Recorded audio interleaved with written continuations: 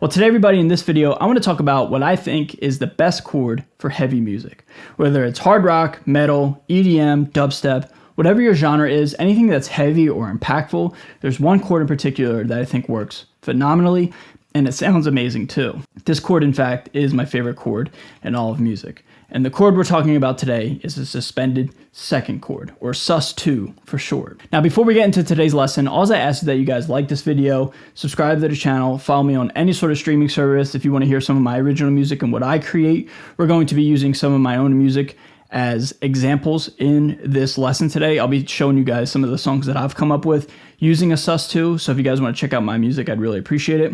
And follow me on any sort of Instagram, TikTok, Facebook, YouTube, any sort of social media. I'm on all of them. I really sincerely appreciate you all, okay? So I'm in drop C sharp right now, but no matter the tuning, generally speaking, we're going to talk here, but no matter the tuning, as long as you keep the intervallic relationships the same, meaning the space between the notes, a sus2 will manifest itself no matter where you're at on the fretboard or what tuning you're in, okay? So for example, right now, let's just stay in the middle of the fretboard. Let's go 7 A string, 9 D string, 11 G string.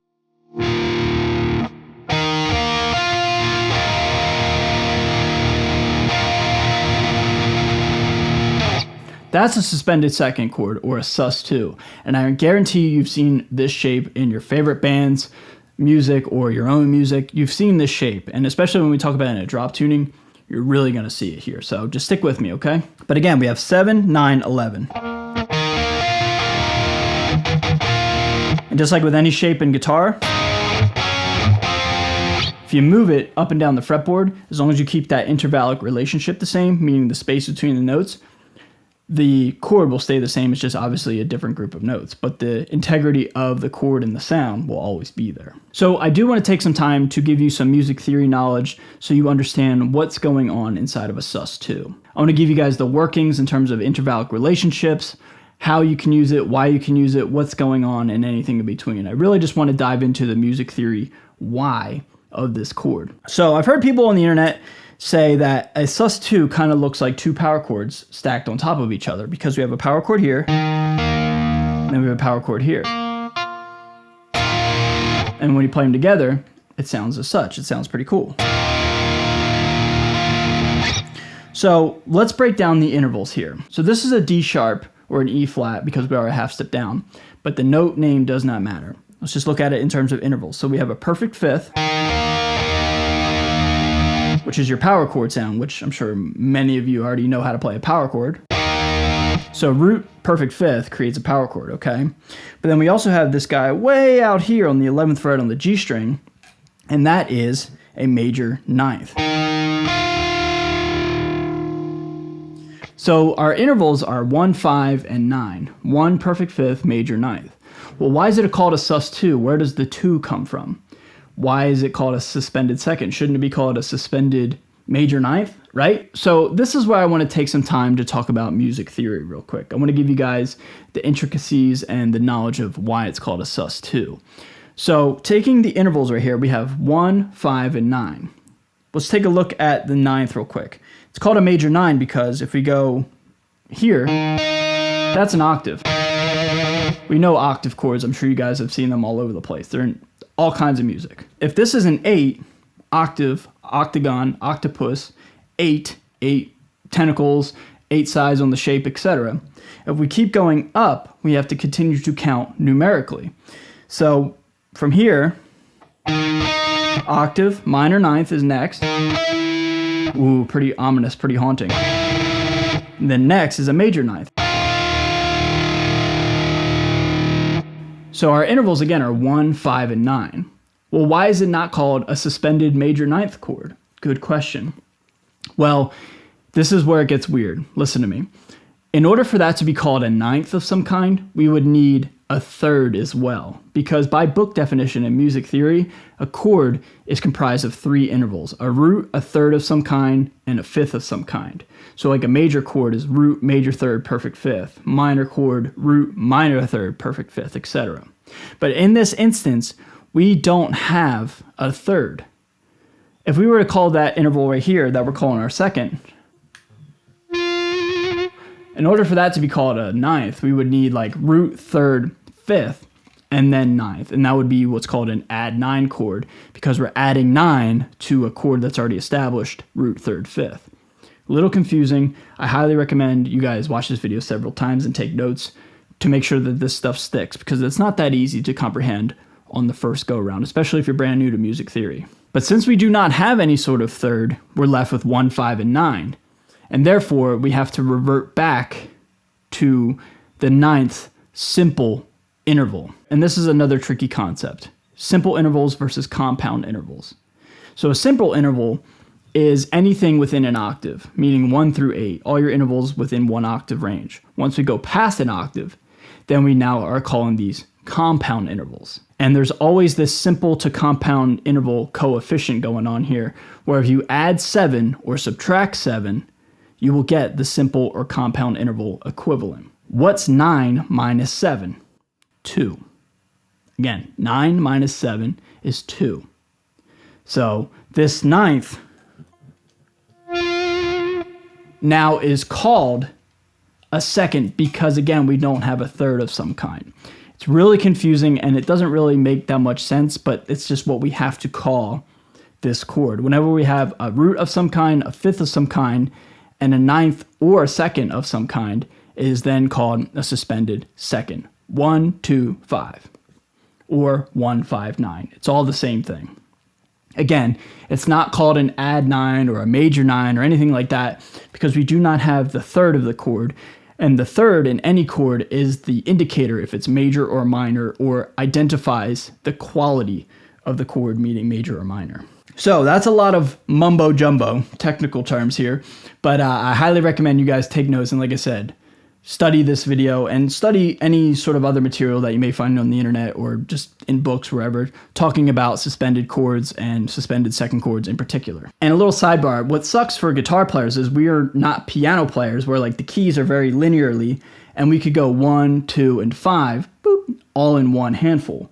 But since we don't have the means to grab 1, 2, and 5 really that easily in one octave, we have to kind of expand our horizons and go outside of the box and find our intervals down the road. This shape in particular is my favorite shape.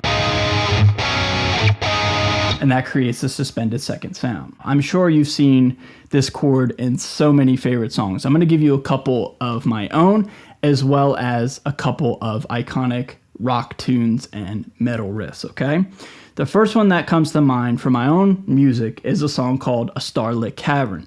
That outlines a suspended second chord almost the entire song.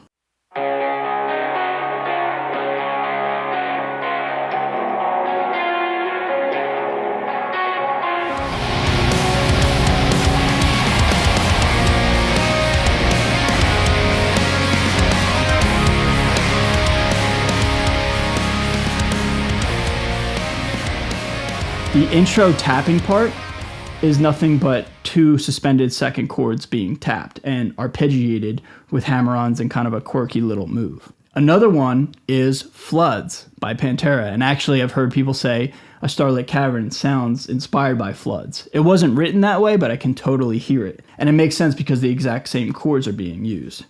So I won't play it too much because of copyright and I'll be in a different key and different tuning, but Floods is...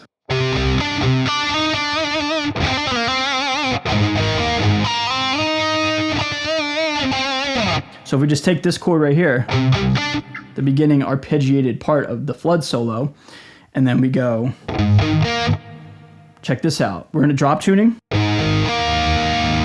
That's also a suspended second, because if we're in a standard tuning, a suspended second is like this, but since we're in a drop tuning, we're like that, and it's way easier to grab. You ever hear of a song called Everlong?